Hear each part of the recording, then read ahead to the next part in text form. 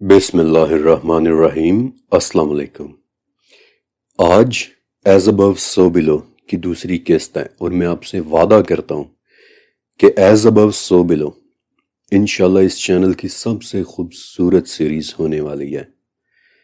پچھلی قسط صرف ایک شروعات تھی، لیکن آگے آنے والی قسطیں شاید آپ کو شاکڈ کر کے رکھ دینے والی ہیں۔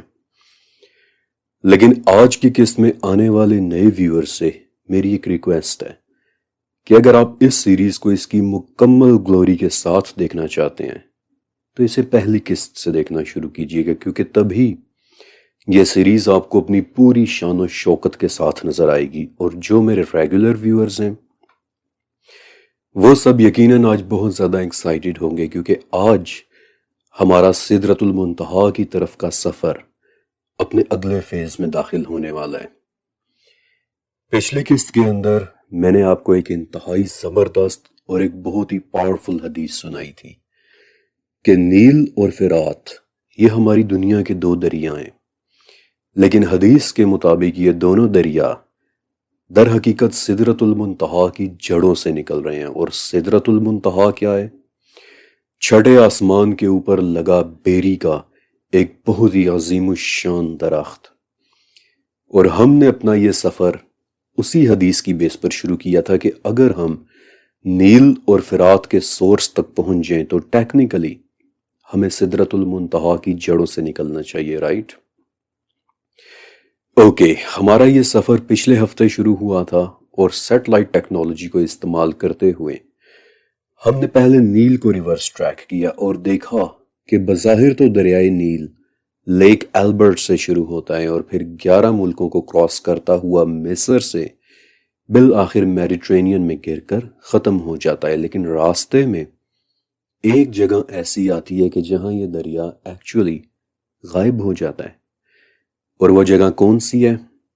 سوڈان میں واقع ایک بہت بڑا دلدلی علاقہ کہ جسے سد کہتے ہیں۔ سد عربی زبان کا لفظ ہے کہ جس کا مطلب ہوتا ہے رکاوٹ، اور سد کی یہ دلدلیں اتنی بڑی ہیں کہ ان میں داخل ہونے کے بعد نیل ایک طرح سے غائب ہو جاتا ہے۔ کچھ پتہ نہیں چلتا کہ لیک ایلبرٹ سے آنے والا پانی کہاں گیا اور کہاں سے دلدلوں کا پانی نکل کر نیل میں شامل ہو گیا۔ لیکن ایک سوال تو یہ بھی ہے کہ سد کی ان دلدلوں میں پانی کہاں سے آ رہا ہے؟ اب بدقسمتی سے ہماری سیٹلائٹ ٹیکنالوجی یہاں پہنچ کر ہمارا ساتھ چھوڑ دیتی ہے، کیونکہ وہ ہمیں سد کی دلدلوں کے نیچے لے کر نہیں جا سکتی۔ لہٰذا اگر ہم دلدلوں کے نیچے جانا چاہتے ہیں تو اس کے لیے ہمیں ایک اور ٹیکنالوجی کا سہارا لینا پڑے گا، اور میں نے آپ کے لیے وہ ٹیکنالوجی بھی ڈھونڈ لی ہے۔ لیکن اس سے پہلے کہ ہم سد کی دلدلوں کے نیچے اتریں، ہمیں ان کے متعلق کچھ باتیں پہلے سے جاننی ہوں گی، مثلاً یہ کہ دلدل بیسیکلی ہوتی کیا ہے، اس کے اندر اتر کر ہمیں کیا کیا چیزیں دیکھنے کو مل سکتی ہیں۔ اوکے، دلدلیں یا پھر ویٹ لینڈز کسی ایسی زمین کو کہتے ہیں کہ جو ہر وقت پانی سے بھری رہتی ہو۔ پانی کی وجہ سے دلدلوں کی زمین نرم ہوتی ہے اور کوئی اس میں کھڑا نہیں ہو سکتا، نہ وہاں کوئی کنسٹرکشن ہو سکتی ہے، بلکہ دلدلوں کی زمین پر اگر آپ پاؤں بھی رکھ دیں تو دھیرے دھیرے آپ اس کی زمین میں ڈوبنا شروع ہو جائیں گے، دھنسنا شروع ہو جائیں گے۔ لیکن یہاں ایک بات سمجھ لیں کہ دلدلوں اور سیلاب والی زمینوں میں فرق ہوتا ہے۔ سیلاب والی زمین میں تو پانی آتا ہے، کچھ دن کھڑا ہوتا ہے اور پھر چلا جاتا ہے، لیکن دلدلوں میں پانی ہمیشہ موجود رہتا ہے۔ دلدلوں کا اپنا ایک ایکو سسٹم ہوتا ہے، یعنی دلدلوں میں جو گھاس، پودے اور ویجیٹیشن اگتے ہیں وہ دلدلوں کے علاوہ اور کہیں نہیں اگتے۔ اس وقت ہماری دنیا میں سوائے انٹارکٹیکا کے کہ جو مکمل طور پر برف سے ڈھکا ہوا ایک بر اعظم ہے، سوائے اس کے اس وقت باقی 6 کے 6 بر اعظموں پر دلدلیں یا پھر ویٹ لینڈز موجود ہیں۔ لیکن ہو سکتا ہے کہ اس پوائنٹ پر آپ نے ایک بات سوچی ہو کہ اگر دلدلوں میں نہ تو کنسٹرکشنز ہو سکتی ہیں اور نہ ہی وہاں کوئی چیز بنائی جا سکتی ہے اور نہ ہی وہاں کوئی کھڑا ہو سکتا ہے، تو پھر اللہ تعالیٰ نے دلدلوں کو بنایا ہی کیوں؟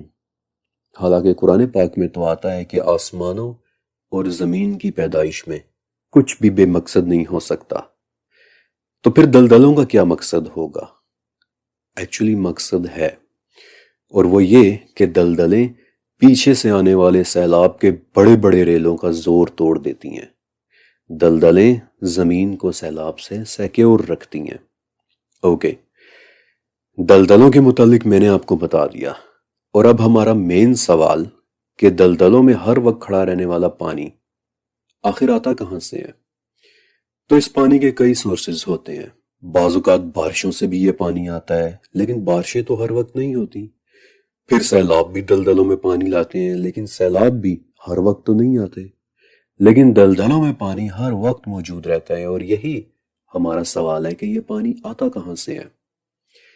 لیکن آپ کو ایک بہت ہی دلچسپ بات بتاؤں کہ دلدلوں میں کھڑا وہ پانی کہ جو آپ کو نظر آ رہا ہے اسے سرفیس واٹر کہتے ہیں، اور یہ دلدلوں کا صرف ایک چھوٹا سا حصہ ہے، جبکہ دلدلوں کا اصل پانی ان کی تہوں میں زمین کے اندر چھپا ہوا ہوتا ہے۔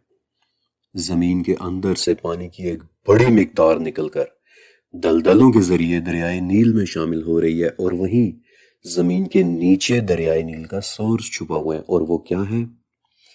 وہ راز جاننے کے لیے آپ کو میرے ساتھ ان دلدلوں کے اندر اترنا پڑے گا۔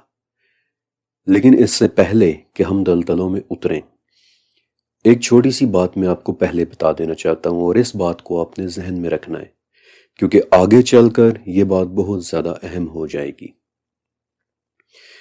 دیکھیں، جیولوجی کے اعتبار سے، یعنی زمین کی سائنٹیفک سٹڈی کے اعتبار سے، دلدلیں نہ تو زمین میں آتی ہیں اور نہ ہی پانی میں، بلکہ یہ زمین اور پانی کے درمیان ایک ٹرانزیشن کے طور پر دیکھی جاتی ہیں۔ زمین اور پانی کے درمیان ایک طرح کے لنک کے طور پر، ایک طرح کا کنیکشن، اور اس بات کو اپنے ذہن میں رکھنا ہے۔ اوکے، اب یہاں سے آگے ہم دلدلوں کے نیچے اترنے والے ہیں، لیکن سیٹلائٹ کے ذریعے آسمانوں میں اڑنا تو بہت آسان تھا۔ آسمان خالی ہوتا ہے، لیکن دلدلوں میں اترنا اتنا آسان ہونے والا نہیں۔ جیسے جیسے ہم نیچے اترتے جائیں گے، ویسے ویسے ہمارے اوپر زمین اور پانی کا وزن بڑھتا چلا جائے گا۔ لہٰذا اس سے بچنے کے لیے میں نے آپ کی خاطر ایک ہائپوتھیٹیکل مشین تیار کی ہے، جس کی دیواریں میں نے لیڈ یعنی سیسے سے بنائی ہیں، کیونکہ لیڈ میں ایک بہت ہی زبردست خاصیت ہے کہ اگر آپ لیڈ کے اوپر وزن ڈالیں گے تو یہ ٹوٹنے کے بجائے زیادہ مضبوط ہو جائے گا۔ انفیکٹ جب لیڈ پر وزن پڑے تو یہ 250 گنا زیادہ مضبوط ہو جاتا ہے۔ انفیکٹ ایک پوائنٹ پر آ کر لیڈ سٹیل سے زیادہ مضبوط ہو جاتا ہے۔ لہٰذا بے فکر ہو کر اس مشین میں بیٹھیے، کیونکہ یہ اتنی آسانی کے ساتھ ٹوٹنے والی نہیں ہے۔ لیکن پھر بھی آپ کی تسلی کے لیے میں نے اس مشین کو تھوڑا سا اور سیکیور کر دیا ہے۔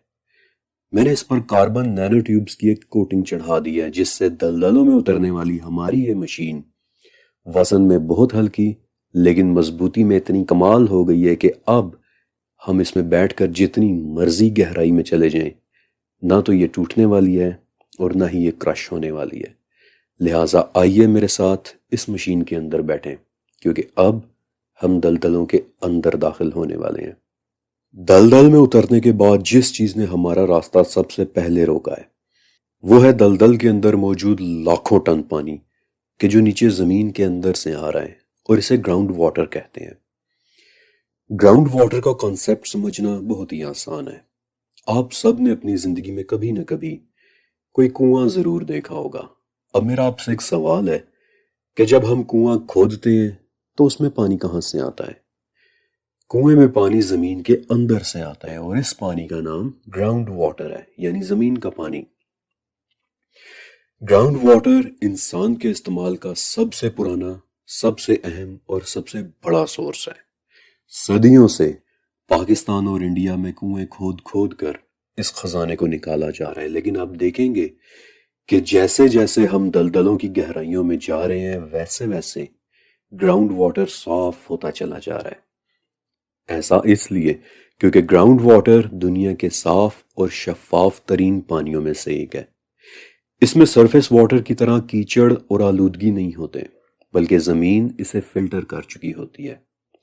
یہی وہ پانی ہے کہ جو اکثر آپ دیکھیں گے کہ چشموں کی صورت میں زمین سے پھوٹ پڑتا ہے، چٹانوں سے نکل پڑتا ہے اور کس قدر صاف اور شفاف ہوتا ہے۔ اوکے، گراؤنڈ واٹر زمین کے اندر سفر کیسے کرتا ہے؟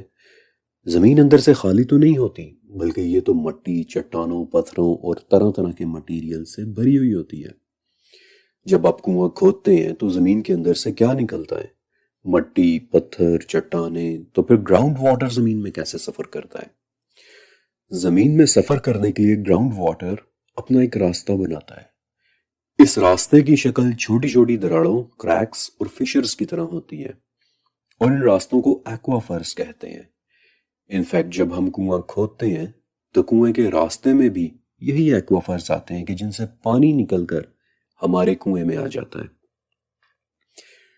اب نارملی یہ ایکوافرز بہت چھوٹے چھوٹے ہوتے ہیں، چھوٹی چھوٹی دراڑوں کی طرح، لیکن کچھ جگہوں میں بالخصوص دلدلوں کے نیچے یہ ایکوافرز بڑی بڑی غاروں کے سائز کے ہو جاتے ہیں، اور ان غاروں کے لیے بھی جیولوجی میں ایک سائنٹیفک نام ہے، کارسٹس۔ اور صد کی دلدلوں کے نیچے کی ان غاروں میں ایک بہت ہی خوبصورت راز چھپا ہوا ہے۔ اس سوال کا جواب کہ سدرۃ المنتہا کی جڑوں کا پانی کہاں سے نکل کر نیل میں آ رہا ہے، ان غاروں میں ایک بہت ہی خوبصورت اور بہت ہی زبردست چیز موجود ہے، لیکن ابھی میں آپ کو ان غاروں میں لے کر نہیں جا رہا، کیونکہ اگر میں نے آپ کو وہ غاریں دکھا دیں تو آپ نے میرا یقین ہی نہیں کرنا۔ اس لیے بہت بہت ضروری ہے کہ آپ کو وہ غاریں دکھانے سے پہلے میں آپ کو کچھ چیزیں مزید کلیئر کر دوں۔ لہٰذا تھوڑی دیر کے لیے واپس چلیں میرے ساتھ زمین کے اوپر، جہاں پہلے ہم عراق میں جائیں گے، اور عراق جا کر ہم نے نیل کے بعد اب دریائے فرات کا سورس ڈھونڈنا ہے۔ فرات سائز میں نیل سے آدھا لمبا، یعنی 3000 کلومیٹر لمبا ایک دریا ہے، اور یہ دریا حضرت ابراہیم علیہ السلام کے زمانے سے بھی پہلے سے مقدس مانا جاتا رہا ہے۔ پچھلے کئی ہزار سال سے فرات کا دریا ترکی، شام اور عراق کی زمینوں کو پانی دے رہا ہے۔ فرات ہی کے کنارے اس دنیا کا سب سے پرانا شہر آباد ہوا تھا، یعنی سمرہ کے لوگوں کا شہر۔ اوکے، اب اگرچہ نیل کی نسبت فرات سائز میں تو چھوٹا ہے، لیکن نیل کی نسبت فرات کہیں زیادہ کمپلیکیٹڈ دریا ہے، اور آپ دیکھیں گے کہ اسے ہم نیل کی طرح اتنی آسانی کے ساتھ ریورس ٹریک نہیں کر سکتے، بلکہ سچ کہوں تو فرات پر اپنے ریسرچ ورک کے دوران مجھے صرف اس کی ریورس ٹریکنگ میں ہی کئی دن لگ گئے تھے، کیونکہ فرات کے محض کوئی ایک یا دو سورسز نہیں ہیں۔ لیکن پھر بھی پہلے کی طرح ہم اپنا سفر بہت سادہ سے انداز میں شروع کریں گے، پرشین گلف یعنی خلیج فارس کے اوپر سے، کیونکہ یہاں فرات ختم ہو رہا ہے، اور یہاں سے سفر شروع کرنے کا فائدہ یہ ہے کہ آگے کا سارا راستہ فرات ہماری آنکھوں کے سامنے رہے گا۔ اوکے، اب یہ نام کہ جو آپ نقشے پر لکھے دیکھ رہے ہیں، یہ میں نے خود سے مارک کیے ہیں۔ گوگل پر آپ کو اس طرح کی نیمنگ کنونشن نہیں ملے گی، یہ میرے اپنے بنائے ہوئے کسٹم میپس ہیں جنہیں میں نے آپ کی آسانی کے لیے بنایا ہے۔ تو چلے آئیں آسمانوں میں اڑتے ہوئے شروع کرتے ہیں ہم اپنا یہ دلچسپ سفر۔ پرشین گلف کے بعد ہمارا سب سے پہلا سٹاپ ہے شط العرب کانفلوئنس۔ یہ دنیا کی مشہور ترین جگہوں میں سے ایک ہے، اور عراق میں جنگ شروع ہونے سے پہلے یہاں بہت سارے ٹورسٹس گھومنے کے لیے آیا کرتے تھے، کیونکہ یہ وہ جگہ ہے کہ جہاں دریائے دجلہ اور دریائے فرات آپس میں ایک دوسرے کے ساتھ مل جاتے ہیں۔ اور جیسا کہ میں نے بتایا کہ یہ میرے کسٹم میپس ہیں، گوگل میں آپ کو اس طرح کی نیمنگ کنونشن نہیں ملے گی، بلکہ دیکھیں کہ میں نے یہاں دجلہ لکھا ہوا ہے تاکہ آپ کو آسانی کے ساتھ سمجھ آ جائے، حالانکہ گوگل میپس پر آپ کو یہاں ٹیگریس لکھا ہوا ملے گا۔ ایسے ہی آپ کی آسانی کے لیے یہاں پر میں نے فرات لکھا ہوا ہے، جبکہ گوگل پر آپ کو یہاں یوفریٹس لکھا ہوا ملے گا، اور یہ والا یوفریٹس یعنی فرات ہی وہ دریا ہے کہ جسے ہم نے ریورس ٹریک کرنا ہے، کیونکہ حدیث کے مطابق اس دریا کا سورس بھی نیل کی طرح ہی سدرۃ المنتہا کی جڑیں ہیں۔ تو چلے آئیں شروع کرتے ہیں ہم فرات کی اپنی ریورس ٹریکنگ۔ اب ویڈیو میں تو آپ بہت تیزی کے ساتھ ٹریکنگ ہوتی دیکھ رہے ہیں، لیکن اپنے ریسرچ ورک کے دوران دھیرے دھیرے بہت ہی دھیان سے، بہت ہی توجہ سے میں نے فرات کو ریورس ٹریک کیا تھا، اس کے ایک موڑ کو سٹڈی کیا تھا، اور شط العرب کے بعد جو اگلا اہم سٹاپ کہ جو میرے راستے میں آیا وہ دراصل ایک ڈیم ہے جسے 1960s کے دور میں ترکی نے بنوایا تھا۔ اب یہاں تک اس سفر کا سب سے آسان حصہ تھا، لیکن یہاں سے آگے چیزیں بہت زیادہ کمپلیکیٹڈ ہونا شروع ہو جاتی ہیں۔ اس ڈیم کا نام کیبان ڈیم ہے، اور اب مسئلہ یہ ہے کہ اس میں کئی جگہوں سے پانی آ کر اکٹھا ہو رہا ہے۔ اب فرات کے کئی سورسز بن چکے ہیں۔ آپ ویڈیو میں دیکھ ہی رہے ہوں گے کہ اس ڈیم میں کاراسو دریا سے بھی پانی آ رہا ہے، پولومر ندی سے بھی پانی آ رہا ہے، مورات دریا سے بھی پانی آ رہا ہے، یعنی ٹیکنیکلی 3 بڑے سورسز فرات میں اپنا اپنا پانی ڈال رہے ہیں۔ لیکن مزے کی ایک بات بتاؤں کہ سدرۃ المنتہا کی جڑوں تک پہنچنے کی خاطر میں نے ایکچولی ان تینوں سورسز کو علیحدہ علیحدہ سے ریورس ٹریک کیا تھا، اور پیچھے بیک گراؤنڈ میں آپ کو نظر بھی آ رہا ہوگا کہ کیسے میں نے جگہ جگہ مارکنگ کی ہوئی ہے، توزولا واٹر ہیڈ، کاراسو واٹر ہیڈ وغیرہ وغیرہ۔ لیکن وہاں میں آپ کو لے کر نہیں جاؤں گا کیونکہ وہاں ہمارے کام کی کوئی بھی چیز نہیں ہے۔ لیکن جو جگہ ہمارے کام کی ہے وہ ہے یہ تیسرا دریا مورات، جسے میں نے بہت بہت دھیان سے ریورس ٹریک کیا اور نوٹس کیا کہ یہ دریا شروع ہوتا ہے ترکی کے ان پہاڑوں سے کہ جنہیں آرمینین ہائی لینڈز کہتے ہیں۔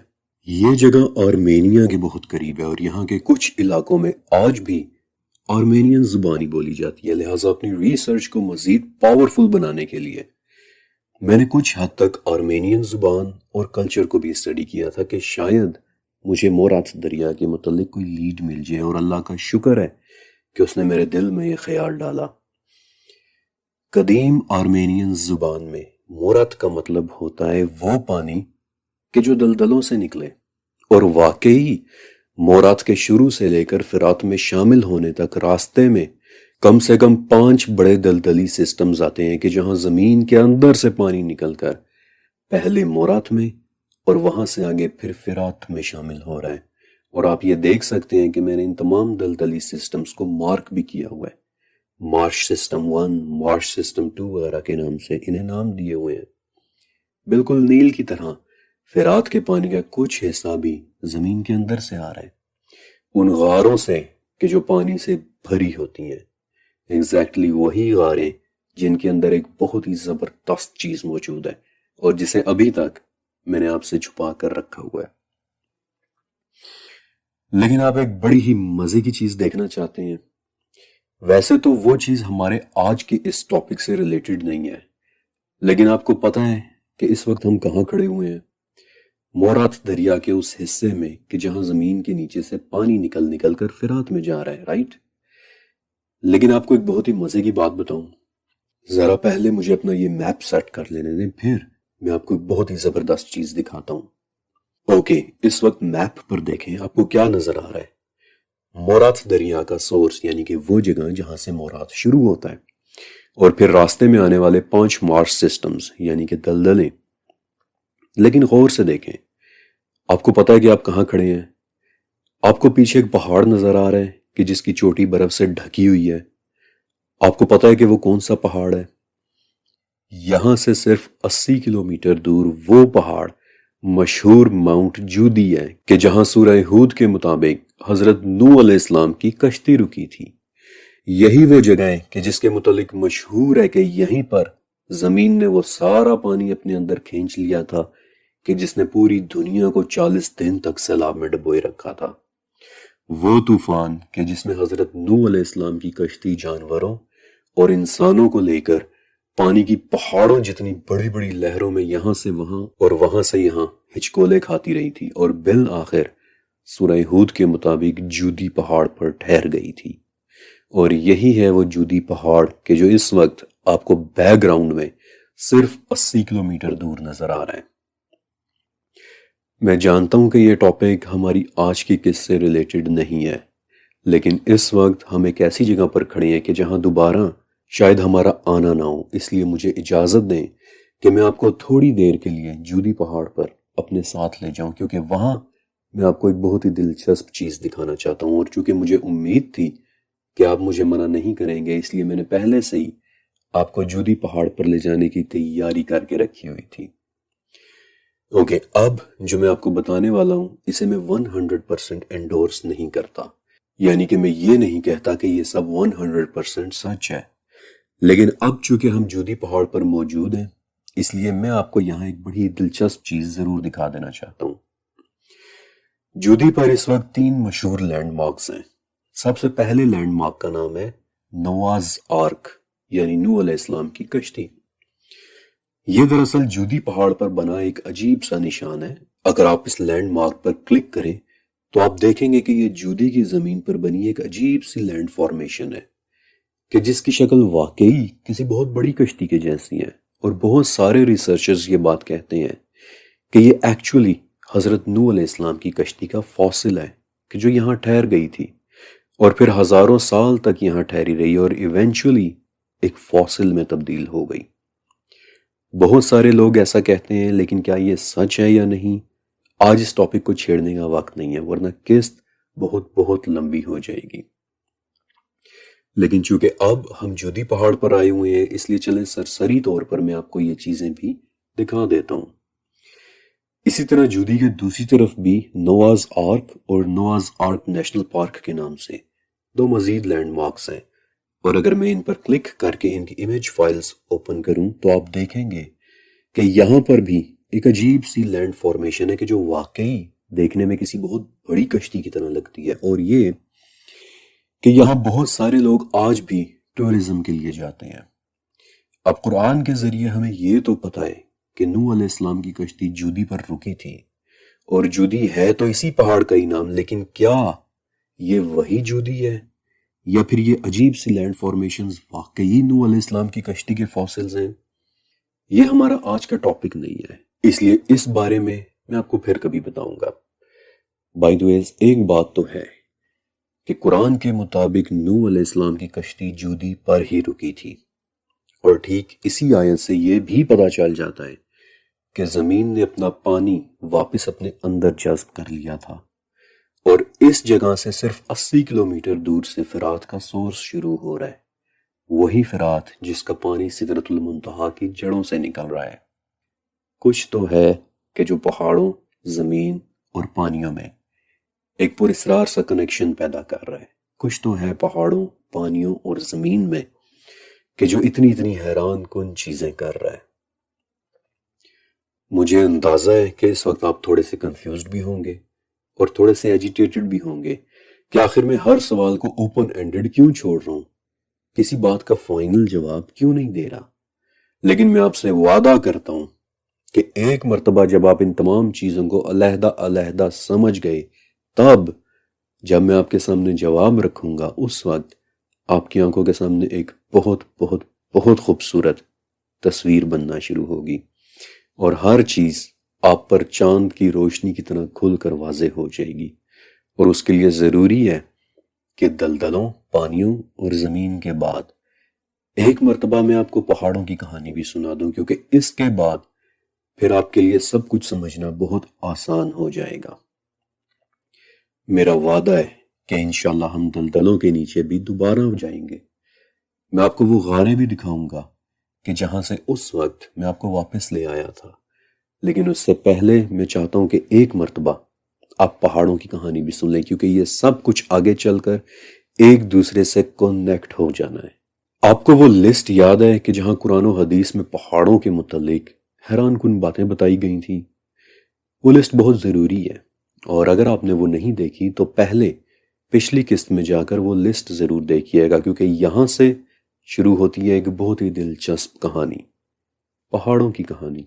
پہاڑوں کی کہانی انسان کی کہانی سے کہیں زیادہ پرانی ہے۔ پہاڑوں نے تاریخ میں ایک بہت اہم کردار ادا کیا ہے۔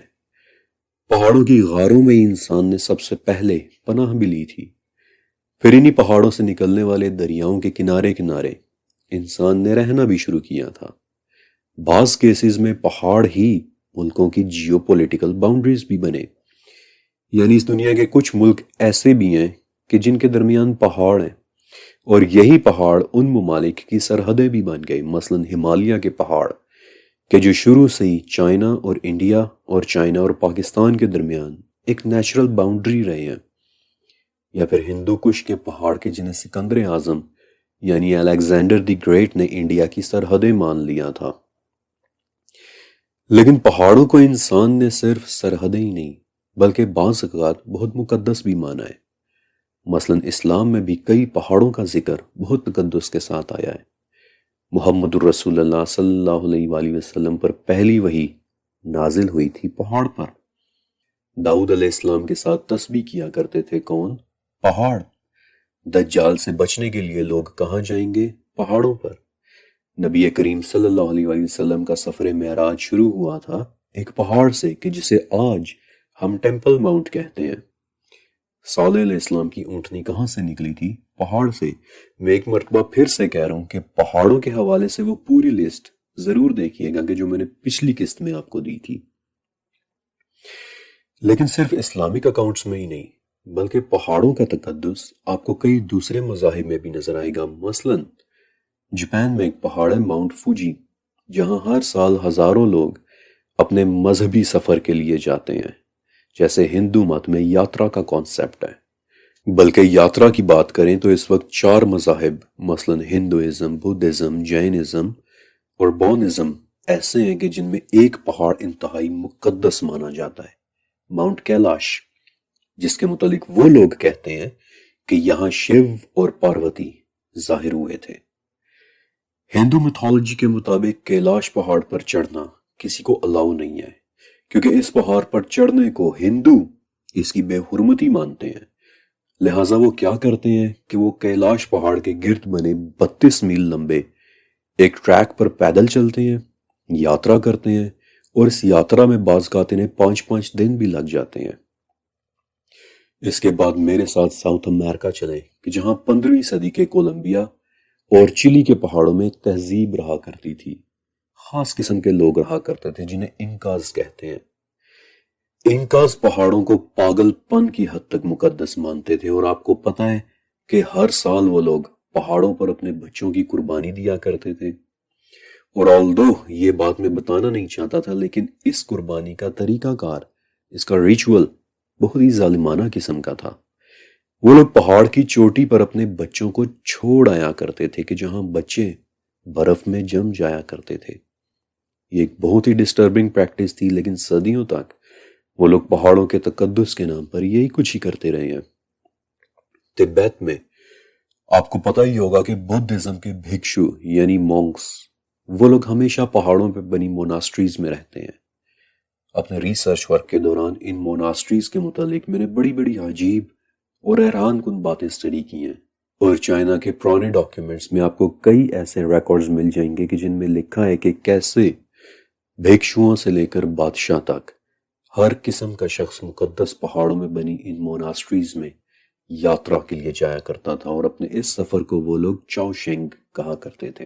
پھر آئرلینڈ کا ماؤنٹ برینڈن، جہاں ہر سال ہزاروں کرسچین پلگرمز اکٹھے ہوتے ہیں۔ کیا ہے ان پہاڑوں میں کہ دنیا کا تقریباً ہر مذہب، چاہے وہ ابراہمک ہو یا پیگن، سبھی میں پہاڑوں کا ایک تقدس ہے۔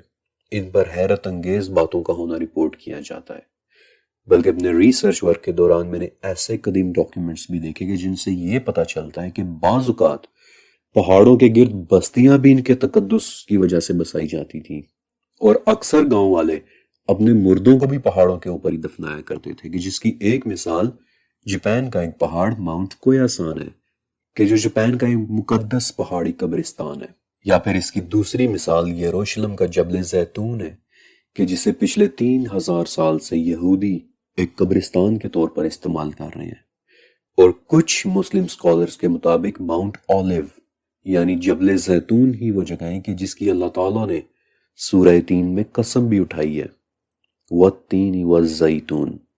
اس بات میں کوئی شک نہیں کہ ہزاروں سال سے انسان پہاڑوں کو مقدس مانتے چلے آئے ہیں، لیکن کیوں؟ اس کی 2 وجوہات ہیں۔ پہلی وجہ سمبولک ہے، علامتی ہے، اور وہ یہ کہ کچھ کلچرز پہاڑوں کی اونچائی کو آسمان اور خدا کے قریب ہونے کی علامت سمجھتے تھے۔ کئی کلچرز میں یہ سمجھا جاتا ہے کہ چونکہ پہاڑ بلند ہوتے ہیں، اس لیے پہاڑوں پر جانے سے خدا کی قربت جلدی حاصل ہوتی ہے۔ اور اس کی ایک مثال تبت کے وہ بھکشو یعنی مونکس ہیں، جن کے متعلق ابھی میں نے آپ کو بتایا بھی تھا۔ وہ لوگ ساری زندگی پہاڑوں کی چوٹیوں پر بنی موناسٹریز میں رہتے ہیں اور خدا کا قرب تلاش کرتے ہیں، جبکہ پہاڑوں کو مقدس ماننے کی دوسری وجہ دراصل ہسٹوریکل یعنی تاریخی ہے، اور وہ یہ کہ کسی خاص پہاڑ پر کوئی خاص واقعہ پیش آیا ہو اور پھر اس واقعے کی وجہ سے اس پہاڑ کو ایک مقدس جگہ سمجھا جانے لگ گیا ہو۔ مثلا مسلمانوں کے لیے جبل نور، جہاں اسلامک اکاؤنٹس کے مطابق نبی کریم صلی اللہ علیہ وآلہ وسلم پر پہلی وحی نازل ہوئی تھی، اور پھر یہودی مذہب کہ جو اس وقت دنیا کے قدیم ترین مذاہب میں سے ایک ہے، اس میں کم سے کم 3 پہاڑ ایسے ہیں جن کے متعلق میں آپ کو بتا سکتا ہوں کہ وہ اپنے اوپر ہوئی بڑی بڑی باتوں کی وجہ سے مقدس مانے جاتے ہیں۔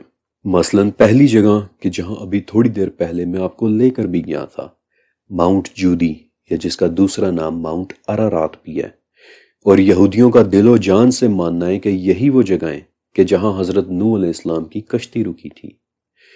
پھر یہودیوں کا دوسرا مقدس پہاڑ کہ جو مسلمانوں کے لیے بھی اتنا ہی مقدس ہے کہ جتنا یہودیوں کے لیے ہے، وہ ہے ٹیمپل ماؤنٹ، چھوٹا سا ایک پہاڑ یا پھر پہاڑی جس پر اس وقت مسجد اقصی بنی ہوئی ہے، اور یہی وہ پہاڑی ہے کہ جس کی وجہ سے اس وقت مسلمانوں اور یہودیوں کے درمیان سارا کانفلکٹ چل رہا ہے۔ اسی پہاڑ پر کسی زمانے میں یہودیوں کی مقدس ترین آبجیکٹ یعنی تابوت سکینہ رکھا ہوا ہوتا تھا۔ یہی وہ پہاڑی ہے کہ جو پوری دنیا کے یہودیوں کے لیے ایک قبلہ کی حیثیت رکھتی ہے۔ یہی وہ پہاڑی ہے کہ جہاں سے نبی کریم صلی اللہ علیہ وآلہ وسلم معراج کی رات براق پر بیٹھ کر آسمانوں کی طرف گئے تھے۔ یہی وہ پہاڑی ہے کہ جس کی طرف مسلمان 16 یا 17 مہینے منہ کر کے شروع میں نماز پڑھتے رہے تھے۔ پھر یہودیوں اور مسلمانوں کے علاوہ یہ پہاڑی عیسائیوں کے لیے بھی انتہائی مقدس ہے، کیونکہ عیسائیوں کے مطابق یہی وہ پہاڑی ہے کہ جہاں حضرت ابراہیم علیہ السلام نے اپنے بیٹے کی قربانی دی تھی یا دینے کی کوشش کی تھی۔ ان کے مطابق یہی وہ پہاڑی ہے کہ جس کے اوپر حضرت عیسیٰ علیہ السلام کو سولی چڑھایا گیا تھا ان کے مطابق۔ لیکن تیسرا مقدس پہاڑ ایک ایسی جگہ ہے کہ جس کے نام سے یقیناً آپ سب بھی واقف ہوں گے، کیونکہ اسلام میں بھی اسے ایک بہت ہی مقدس جگہ بتایا گیا ہے۔ انفیکٹ اتنا مقدس کہ اس کے نام پر قرآن میں پوری ایک سورہ موجود ہے، سورہ طور، اور جی میں بات کر رہا ہوں کوہ طور کی۔ اوکے، اب غور سے سنیے گا کیونکہ یہ بہت قیمتی انفارمیشن ہے اور کوئی بھی آپ کو یہ باتیں نہیں بتائے گا۔ طور کو قرآن پاک میں کئی نام دیے گئے ہیں، طور سینا، طور سینین، الطور، اور ایک جگہ وادی طوا کا نام بھی دیا گیا ہے، اور القصص کی 30ویں آیت کے مطابق اس کا کچھ حصہ البقاع المبارکہ کہلاتا ہے، یعنی مبارک حصہ، یعنی کہ اس کا کچھ حصہ تقدس میں باقی پہاڑ کی نسبت زیادہ اہم ہے، اور یہ بات بہت بہت امپورٹنٹ ہے، اسے آپ نے اپنے ذہن میں رکھنا ہے۔ القصص کے مطابق یہی وہ پہاڑ ہے کہ جس کے دائیں کنارے پر ایک درخت سے اللہ تعالیٰ نے حضرت موسیٰ علیہ السلام کو ایک آواز دے کر ان کے ساتھ کلام کیا تھا کہ اے موسیٰ، میں ہی ہوں اللہ، تمام جہانوں کا رب۔ یہی وہ پہاڑ ہے کہ جس کے اوپر موسیٰ علیہ السلام کو نبوت اور توریت کی تختیاں دی گئی تھیں۔ لیکن طور کے متعلق میں آپ کو تھوڑی سی تفصیل اور بھی دینا چاہتا ہوں، کیونکہ یہ پہاڑ نہ صرف تاریخ میں بہت اہم رہا ہے بلکہ آگے چل کر قیامت کے قریب اس نے ایک مرتبہ پھر سے بہت اہم ہو جانا ہے۔ لیکن آپ کو ایک اصل شاکر بات بتاؤں، اگر آپ گوگل پر کوہ طور یا ماؤنٹ سینائی لکھیں تو آپ کو یہ پہاڑ دکھائی دے گا، لیکن در حقیقت کوہ طور ایگزیکٹلی ہے کون سا یہ کسی کو پتہ ہی نہیں ہے۔ اس وقت 12 پہاڑ ایسے ہیں جن کے متعلق مشہور ہیں کہ وہ کوہ طور ہیں، لیکن اصل طور کون سا ہے یہ بات کسی کو بھی نہیں پتا۔ سعودی عرب کے شہر تبوک میں جبل مکالا کے متعلق بھی مشہور ہے کہ وہ کوہ طور ہے۔ پھر جبل لوز کے متعلق بھی یہی مانا جاتا ہے کہ نہیں، انفیکٹ جبل لوز ہی کوہ طور ہے۔ اس طرح مدینہ میں ہلال بدر، مصر میں جبل سربل، جبل کیتھرین، جارڈن میں جبل احمد الباقر، اور لبنان میں جبل ہرمن یا ماؤنٹ ہرمن، یہ تمام پہاڑ کوہ طور کے طور پر مشہور ہے، لیکن اصل طور کون سا ہے یہ بات کوئی بھی نہیں جانتا۔ By the way Mount Hermon کا نام سن کر آپ کو کچھ یاد آیا؟ 40,000 سالوں کے علم سیریز کا 7واں چیپٹر، کہ جو شاید سیریز کا سب سے ہلا کر رکھ دینے والا چیپٹر تھا۔ آپ کو یاد ہے کہ جبل ہرمن یا ماؤنٹ ہرمن پر کون اترا تھا اور اس نے کیا وعدہ کیا تھا؟ ہو سکے تو 40,000 سالوں کے علم سیریز کا 7واں چیپٹر ضرور دیکھیے گا۔ بہرحال اپنے ٹاپک پر واپس آتے ہیں۔ حضرت عیسیٰ علیہ السلام کے زمانے میں ایک بہت بڑا اور بہت مشہور یہودی مورخ رہا کرتا تھا، جوسیفس فلاویس۔ عرب سکولرز اس سے بہت زیادہ معلومات کوٹ کرتے تھے اور عربی زبان میں اسے یوسیفس کہہ کر بلاتے تھے، اور یوسیفس یا پھر جوسیفس نے اپنی بہت بڑی کتاب اینٹیکویٹیز آف دی جیوز میں لکھا ہے کہ عیسیٰ علیہ السلام کے ایک حواری نے مجھے بتایا ہے کہ طور دراصل عرب میں کوئی جگہ تھی، لیکن کون سی جگہ تھی یہ اس نے مجھے نہیں بتایا۔ اب اگر آپ نے کبھی توریت پڑھی ہو تو بک آف ایکسوڈس میں اس واقعے کی ایک بہت گہری ڈسکرپشن لکھی ہوئی ہے کہ جب طور پر موسیٰ علیہ السلام کو تختیاں دی جا رہی تھیں، اور اس واقعے کی ڈسکرپشن میں انفیکٹ طور کی بھی ایک ڈسکرپشن لکھی ہوئی ہے کہ اس وقت طور ایک بادل میں لپٹا ہوا تھا، وہ ہل رہا تھا اور اس کے پاس دھواں بھی تھا، اور اس کے گرد کسی قسم کی کوئی بجلی بھی چمک رہی تھی، اور اس میں سے ایسی آواز آ رہی تھی کہ جیسی بادل گرجنے کی آواز ہوتی ہے۔ اور اسی وجہ سے ہیبریو یعنی عبرانی زبان میں طور کا ایک نام اور بھی ہے، ماؤنٹ ہورب، اور ہورب کا مطلب ہی ہوتا ہے حرارت سے چمکتی ہوئی کوئی جگہ۔ اور یہ ڈسکرپشن پڑھ کر یوں لگتا ہے کہ جیسے طور کسی قسم کا کوئی آتش فشاں پہاڑ تھا کہ جو اس وقت اپنے پھٹنے کے قریب تھا، لیکن وی ڈونٹ نو، کیونکہ الاعراف کے مطابق طور کوئی ایسی چیز بھی تھی کہ جسے ایک مرتبہ بنی اسرائیل کو ڈرانے کے لیے ان کے اوپر ہوا میں معلق بھی کر دیا گیا تھا۔ اور یہ ایک ایسی بات ہے کہ جس سے مجھے پرسنلی لگتا ہے کہ طور شاید پہاڑ سے بڑھ کر کچھ تھا، لیکن فی الوقت میں اس ٹاپک کو ہاتھ نہیں ڈال رہا، ورنہ بات کہیں اور چلی جائے گی۔ بہرحال اس وقت جس پہاڑ کو طور سمجھا جاتا ہے اور جس کی تصویریں بھی ابھی میں نے آپ کو دکھائیں، یہ دراصل ایک نہیں بلکہ 3 پہاڑوں کا ایک گروپ ہے۔ ان 3 پہاڑوں کا نام ہے جبل موسیٰ، جبل کیتھرین اور راس الصفحہ، اور دور سے یہ تینوں پہاڑ ایک ہی لگتے ہیں، لیکن جیسے ہی آپ اس گروپ میں داخل ہوں تو اس وقت پتہ چلتا ہے کہ یہ دراصل ایک نہیں بلکہ 3 پہاڑ تھے۔ کچھ روایات میں یہ بھی آتا ہے کہ ایک مرتبہ نبی کریم صلی اللہ علیہ وآلہ وسلم نے بھی اس جگہ کو وزٹ کیا تھا، لیکن یہ سچ ہے یا نہیں ہم نہیں جانتے، اور نہ ہی ہم یہ جانتے ہیں کہ کیا واقعی یہی طور پہاڑ ہے یا نہیں۔ لیکن ایک پہاڑ اور ہے جس کے متعلق ہمیں کنفرم ہے کہ اس پر ایک عظیم الشان واقعہ پیش آیا تھا، اور وہ پہاڑ ہے مکے کا پہاڑ جبل نور، جس کے غار میں نبی کریم صلی اللہ علیہ وسلم پر 5 آیات کی صورت میں پہلی وحی نازل ہوئی تھی۔ اب حالانکہ جبل نور بہت زیادہ اونچا نہیں ہے، لیکن پھر بھی اس کی چوٹی تک پہنچتے پہنچتے 1 گھنٹے کا وقت لگ جاتا ہے۔ اس پہاڑ میں ایک غار ہے، غار ہرا۔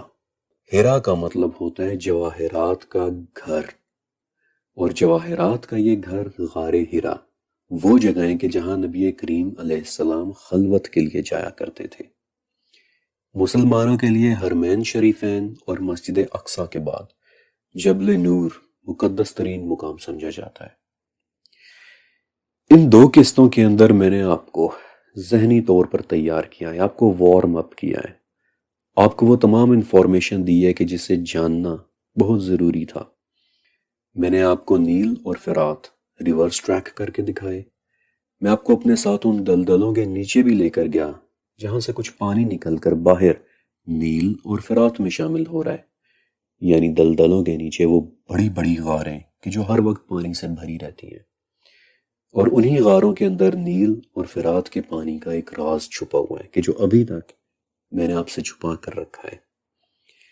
لیکن اس کے بعد ایک چیز اور تھی کہ جسے جاننا بے حد ضروری تھا، اور وہ تھے پہاڑ، کیونکہ آگے چل کر دریائے فرات میں سے ایک پہاڑ نہیں تو نکلنا ہے، اس لیے یہ سب جاننا بہت بہت ضروری تھا۔ اور اب بہت جلدی ہمارے سوال کے جواب بھی ہمارے سامنے آنے والے ہیں، لیکن اس سے پہلے چھوٹی سی ایک چیز بتانا ابھی باقی ہے، اور انشاءاللہ اگلی قسط میں پہلے میں آپ کو اس چھوٹی سی چیز کے متعلق بتاؤں گا، اور اس کے بعد پھر انشاءاللہ میں آپ کے سامنے وہ راز کھولوں گا کہ جسے جان کر ایک مرتبہ تو آپ کی آنکھیں بھی چمک اٹھیں گی۔ لہٰذا ملتے ہیں انشاءاللہ ایز ابو سو بلو سیریز کی اگلی قسط میں۔ اللہ حافظ۔